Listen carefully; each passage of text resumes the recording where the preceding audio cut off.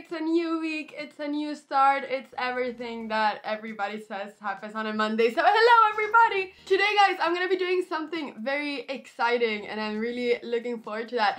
I'm gonna be showing you some of my games from when I was 7 years old and I was just starting to play in tournaments. And I was really trying, okay, you guys don't know how long this took me. I was really trying to find like a couple of games where I lost and a couple of games where I won. But I literally did not win a single game. I was so bad. I did not win a single game. There's not a single game in the database from when I was 7 years old and won. There's not a single one. There's not a single one. I was so bad. I was actually just so bad.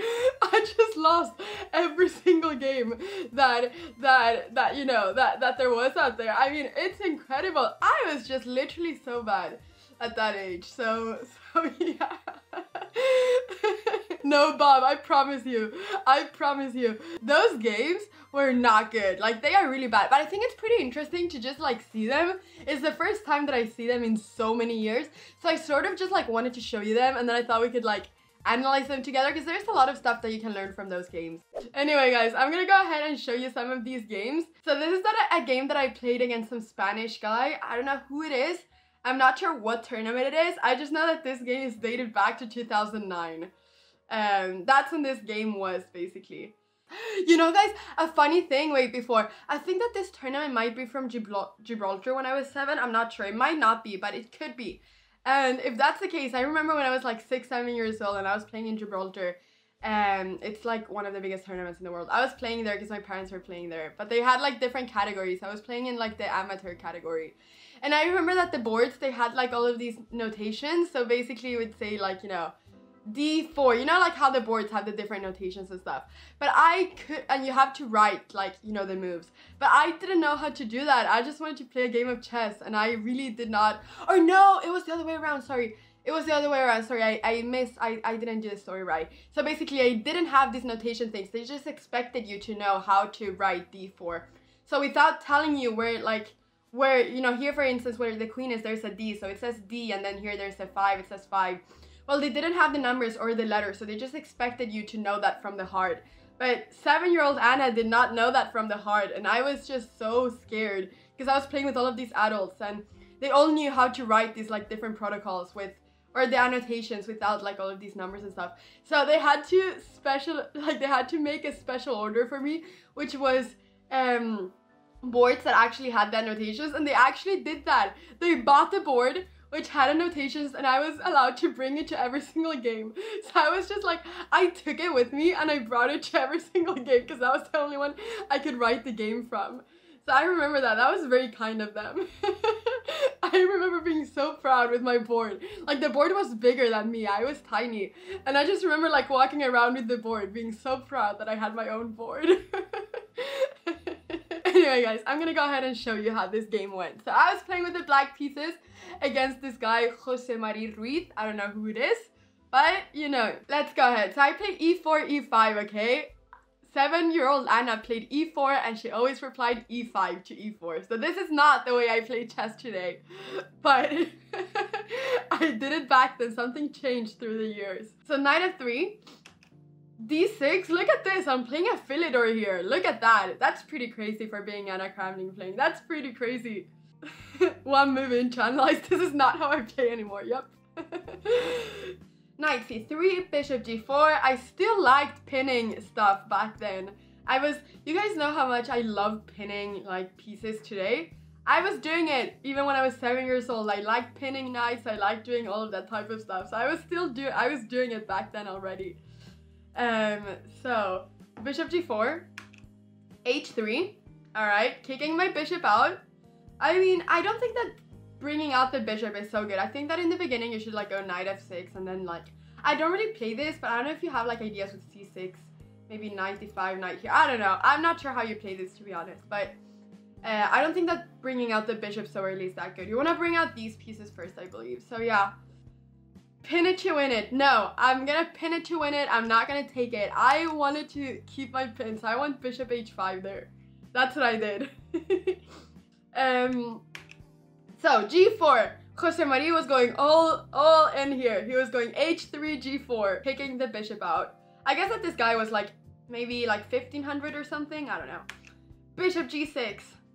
Boom, we go back. I'm not gonna lose my bishop, even though I don't know how to play chess. But I'm not losing it, I'm not losing it. Bishop c4. I guess that this bishop just wanted to like sort of, I mean, this is a really standard place to put your bishop in. So you want to have some control over f7 perhaps. Now my bishop here is defending, but typically you get your bishop out here. It feels like the bishop doesn't really have a lot of better places to go to. But to be honest, whenever you play h3, g4, the king becomes really unsafe. So in a way, I guess it would have been better maybe to have the bishop on g2 just to keep the king safe. The king is extremely unsafe here if they're ever gonna castle kingside. So let's see. So I went knight c6. I took my knight out. I had to do something, right? So h4, h4, h4 there. Trying to trap my bishop with h5. So what did I do? Let's see. I went f6. Never play f6, chat. This is like the one move you should not do in this position. Horrible move played by 7-year-old Anna. I did not know what a positional move was, and that is not the type of move you should be doing. No. No, no, no. Never play f6, guys. Never do that. That's such a bad one. That's such a bad move. That really is such a bad move. And the reason why this is such a bad move is basically, because, alright, my idea with f6 was just so that white would not be able to trap my bishop. So the idea behind that is like, okay, you know, I'm not gonna trap my bishop. But there are just so many better ways of doing that. I could go h5. That would probably be here the best move to not trap my bishop. I could even in this position, there's a little tactic. There's bishop takes e4. And then if knight takes e4, I have d5. Maybe that would be the best. There are several tactics here, but h5 is a very logical move. And the whole idea is that if I go h5 and they take, then this pawn is going to be very weak. Like this is already an advantage for black because this pawn is going to be very weak. Now we're threatening to take there and then take there, and there's gonna be no attack for white. The king is just unsafe, and this is just really good for us. But going f6 in this position, the issue with that is simply that this bishop all of a sudden becomes amazing, and whenever they go h5, if they go h5 and I go bishop f7, then, I mean, they're gonna take, I'm not gonna be able to castle, these pawns are gonna start marching, my king is gonna be super unsafe. So you should just not play f6, it's just not good for your king. Anyway, So I hope that like makes you understand why f6 is not a good move. It's basically especially because you allow this bishop to just be an absolute beast here. Like it's just such a great piece. You're not going to be able to castle. This diagonal is just going to be under control by the bishop. And if you ever go bishop f7, your king will end up here on f7. And once again, the light squares will be super weak. So that's the reason. So my opponent went g5, which, you know, it's maybe like, I don't know, it's not a bad move, but it's just maybe not the best. Anyway, so g5, knight e7, and now you can see that after takes and takes, I mean, that's just gonna be a complete disaster, but because my pawn here is gonna be so weak, and this king is going to be incredibly weak. These light squares are incredibly weak. It hurts, you know, it hurts. But anyway, what did they do? Did they take? Another idea could be to go h5 here as well. Yeah, but he went g takes f6. So now I went bishop h5 though. Look at me. Look at me going for the same idea which Jasser said. But unfortunately, I did it one move too late because my knight was hanging. So I just blundered my knight here, guys. I wanted to go for bishop h5, knight d4, but I did it one move too late. Pin for the win. I was really just coming up with that phrase as a 7-year-old. Pin it to win it. I didn't care about my position. I didn't care about how my pieces were doing. I was just going for my own plans. But now my opponent is gonna spend 5 minutes wondering what insane tactic I just found. They might have done that if it was me today doing this mistake, but I think that my opponent immediately when I went there just said, "Alright, 7-year-old, I'm just gonna grab your knight. Look at me doing that." Boom! Look at me doing that. So my knight on e7 disappeared. Is there even... Wait, what did I do? Guys, okay, if you ever think that I was a talent when I was 7 years old, just look at the next move that I played. Please, just, can you take a guess, chat? What was the next move that I played here? If you ever think that I was a talent at the age of 7, then... this move is gonna make you change your mind. instead of taking my pawn, instead of at least getting a pawn for the piece, I went queen d7. That's just so bad. That's just so bad. Why would I not take it? Why? What would come up in my mind for me to think that it's better to go to d7 than to take this pawn? I don't understand. I mean, at least in the other move, I was like, I had an idea, you know, but it's like, I could just have taken it with the queen. It's like the square right behind. That's true. After, ooh, look at this. After rook takes, guys, is this a 200 IQ move? Maybe I thought that the idea for why I wanted to go queen takes d7 was because after pawn takes f8, rook takes f8, and I'm pinning the knight to win it. Maybe that's what happened, right? Maybe that's what happened. Maybe I just thought that I was gonna win a piece here. But unfortunately, in this position, there's no piece winning because there's just simply a way to defend this piece. So we can see right now that with the bishop and the rook, we are attacking this piece and the knight cannot move because the queen is hanging on d1, right? So it seems like it's almost lost. But there is one move which, you know, which saves the piece basically, and the move which saves the piece is simply going bishop e2, which my opponent did. I know, so mean, right? They didn't even give me one piece. And well, I took here, there was some knight d4 being played. Bishop check, g6, bishop there. Look at this, I called it. Guys, I'm threatening checkmate in one move. I'm checkmating in one move. Do you think that I'll be able to checkmate here? Still hopeful. Nope. You guys don't think I was able to checkmate. Never say never. Well, let's see. Let's see if I was able to checkmate on f2. No, I wasn't. He played rook h2. Why did my opponent see everything? He saw every single thing. That was like a big tactic for me back then to be threatening this checkmate on f2. But he saw it. He went rook h2 and just defended. Well, I went h5 because I wanted to get one piece. I was attacking this piece here. I was. And actually, you know, if the bishop went to h3, then I actually had knight f3 check, winning a rook. So that would just have saved everything. But obviously, my opponent just wouldn't allow me to do that. And he played the one move that just, you know, fixed everything, which was going to e2. Look at me, I went queen f4, attacking the rook, alright? If the rook goes anywhere else, I'll be able to take on f2. I can't believe that I saw moves like queen f4, but then I didn't see stuff like queen takes e7. I actually can't believe that I saw this, but not the other thing. So obviously in this position, there's only one move. If the rook goes anywhere else, then we're gonna take on f2, and that's just gonna be a checkmate. But obviously my opponent went rook g2 and just defended everything. Opponents that defend everything are so annoying, guys. Did I take the free pawn? Yes, I did. I took the free pawn with another threat, which was to go... I actually have a nice threat here, to be honest, sort of. I have the threat of going queen check. Guys, I actually saw this whole variation. Look at this. Not that this is good, but I did play it. So, queen takes h4. My opponent went knight d5, activating this knight. So look at this, guys, and I saw this whole variation here. So queen takes h4, and now at this point, after knight d5, I went for some checks because I like those checks. I like doing some checks. I went for queen h1 check here. If you go rook g1, I'll just take it, and then, you know, it's just lost basically because I'll take on f2. So only move is to go bishop f1. And then here I went for knight f3 check because I kept on checking. I wanted to keep on checking. Only move in this position is to go king e2 because if queen f1, I'll just take it. But here, I'm not really sure if, yeah, here I start to do some mistakes. Maybe, I don't know if there is anything here.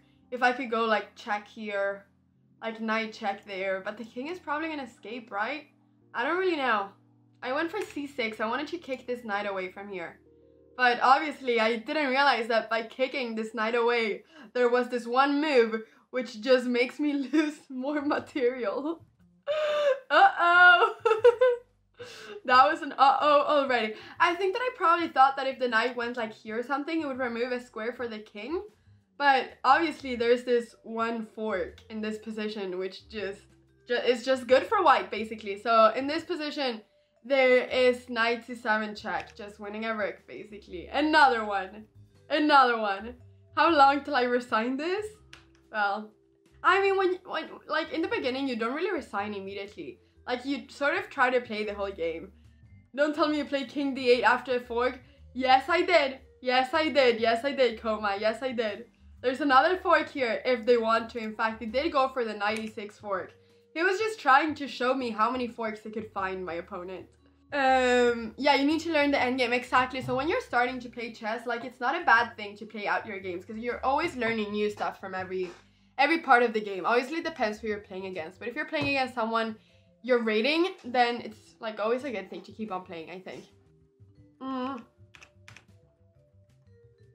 So yeah, in this position there wasn't really anything. We can see what happened. So here there's d3, knight d4, king d2, and here the king was just like basically, I mean the king could just escape in this position basically. So this is just winning for white. Because the material is down, the king is pretty safe, there's just nothing going on here. So h4, I think I was just trying to promote this pawn here. I think that's what I was trying to do.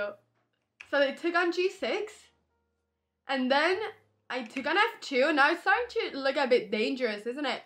And now in this position, I don't know where the king is supposed to go. The king went to e3, but then I was able to take on f1. I don't know what happens if the king goes to c3, but because then you like activate this bishop. So if you go to c3 here, then this bishop gets activated. So if I take here, then there's going to be bishop takes g5 check, and then white is winning this rook. So then it's not possible. So yeah, so perhaps king c3 was better. There's that idea there. So maybe it would have been better for my opponent to go king c3, but it's not really that easy of a move to make there. My opponent went king e3 here instead. Not king c3, but king e3. That's what they played here. And I was as happy as a love when I went because I was able to take the bishop on f1. Look at me grabbing some pieces. Look at me attacking the queen and grabbing some pieces at the same time. Doesn't this position just feel great, chat? Doesn't this position just feel absolutely amazing? I think so. Alright, well the queen went there. Wait, there has to be a checkmate here. I think that rook f3 is just checkmate. Rook f3 is just checkmate, guys. Look at this, guys. I think rook f3, if you take, well, I mean, that's just gonna be a checkmate because here, here, here, here. I mean, this just has to be a checkmate. Here, here, here, b4. Then here or here, there's a checkmate there. So this is just a checkmate. So that's not possible. So rook f3. If you go now here, queen h2 seems to be pretty good. I'm gonna look at queen h2. And then if king c3, then we have the same idea that queen takes c2. And then after here we have queen c5 check. Only move is to go king a4. We have b5. And after king here we have b4. And then wherever you go, there's gonna be, well, if king there, we have queen b5 checkmate. If king here, we have queen b6 checkmate. So let's see now if I saw this. Yep. And then I was just gonna see if king here, and then if the king goes instead to like, yeah, if king there, then there's just a checkmate here. So actually the only move is to go king here. Guys, that was a checkmate. That was a checkmate. Rook f3. Did I play that? Did I go rook f3? No, I didn't. I didn't go rook f3. I didn't go rook f3. I went for the most stupid move in this whole position. I went for c5. I went for c5 here. Why would I actually do that? It's just so stupid. There's no point in going c5. I probably just got bored by this point. I was like, all right, let's just move a pawn and see what happens. Like, it's not even as if this pawn is defending the knight here. This pawn was already defending it. There's just literally no point in going c5 and defending. There's no point at all. I guess I had to love this knight, but I'm getting checkmate, people. I think that there has to be some sort of checkmate here. This looks really scary. Anyway, let's see what happened. So the queen went h7 check. I went rook f7. I probably thought by this point that this was fine. In fact, this seems to be fine again. What's going on? There's no checks here. Maybe my c5 wasn't that bad. I think rook g7 would have been. Rook g7 here is a lot more dangerous, I think. Because then I don't have this rook f7 because the queen can take it. So rook g7 would have been a stronger move. In this position, I think I'm doing good. What happened? He went queen h6. Don't I have it? I have queen e1 checkmate in this position. That's so annoying. I had queen e1 checkmate in this position. And guess what I did instead?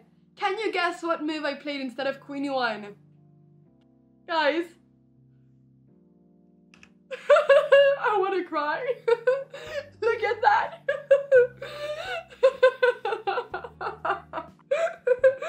Why would I do that? Why would 7-year-old me do that? Why? There's just no reason. I'm just losing the queen here. I'm just giving up the queen. The rook can just take the queen. I'm just giving it up right there. Oh, that just really hurts. That just really hurts that I went queen g1 there. I don't know what I thought. I literally had checkmate in one. I had queen e1 checkmate here. This is just GG. This is game over. It's checkmate. The king is dead. The king cannot go anywhere. But no, I did not see queen e1. I probably got too impatient. And didn't look all the way to e1. I probably just looked to g1 and saw check and was like, okay, I'll just place my queen there. Do you want to know the worst part? He didn't even take it. He went king d2. Look at the quality of this game. Look at the quality of this game. And what did I do here? What did I do? Well, knight f3 check. And this is not a bad move. Like this is not a bad move. So, but I played here, guys. I went b5. I went b5 in this position.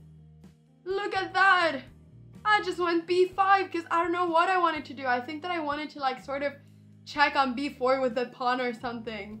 I went b5. Remember this, guys. You have to keep on checking. You sometimes don't have time to just do like a move like b5 threatening something. No, you gotta keep on checking. Quiet moves are not always good, okay? There's actually a move in this position which just makes me lose an important piece of this position. We have in this position bishop g5 check. Bishop g5 check. Very nice move found by my opponent. I don't know how he could find bishop g5 check and then like, because this move is a check and it's also winning my queen. But he couldn't find rook takes g1. Like, he couldn't find it when I literally blundered my queen in one move and he could take it. But he could find this nice tactic which is winning my queen. I don't get it. Well, anyway, so there was this check. I went king e1, king e8, sorry, I went king e8. And here, queen h8 was played. Rook f8. This is not looking good, chat. Look at me having checkmate in 2 again. Look at me having checkmate in 2. He's not even taking my queen here. The queen is saved and he's not taking my queen. Chat, did I checkmate my opponent with queen d4 check and queen before checkmate in this position? Did I do it? Yes? No? You hope? You're gonna guess? Alright. Well, guess what I did? I went for a check. That is true. You know that I was really happy with my b5 move. I was extremely happy about this move. And what did I do? Well, I went b4 check. I really wanted to push the pawn. I really wanted to push the pawn. I really did. I went b4 check here. But there's just no checkmate. There's literally no checkmate in this position. Like, why would I want to go with my pawn? Like, the only thing that I'm doing is like giving a bunch of free squares for this king. But yeah, I did checkmate my opponent, which made me happy for a few seconds, I think. I probably just stood up, dropped the pawn, and said, jaque. I probably did it. My opponent went king b3. In this position, I went knight d4 check. And then I resigned. Why would I resign here? Guys, the game ended. I mean, I am completely lost, but the game ended here. So after this check, I just resigned. I don't know if I just got tired from the game and just left or what happened. But there's nothing here, to be honest. Maybe I run out of time. I don't know. Maybe I run out of time. Chat, never resign on a check. Never resign in general, but especially not on a check. I might have just got bored, but I'm just 7-year-old Anna got bored. I think so, Connor. To be honest, I have a slight feeling that might have happened. Well, to be honest, there's no checks anymore. After the king goes to a4, the next move is gonna be queen e7 checkmate. So I just don't have anything in this position, which is very sad. And if I go rook f7, there's gonna be rook g8 check. There's just nothing. No checks for me. There were so many missed checkmates in this game. So that's just how it is. That's just how it is. That's the game from 7-year-old Anna. What do you guys think about this game? Are you impressed? Are you horrified? Are you disappointed? Are you happy? What did this game make you feel? Seems good? No, it wasn't good. I made huge progress. I'm happy that I've made progress since this time, you know? I'm happy that 18-year-old Anna has become better than 7-year-old Anna. I really am. Well, this was this game, chat. I think that this deserves a little clap for 7-year-old me who played this. I wish I could play against this guy again.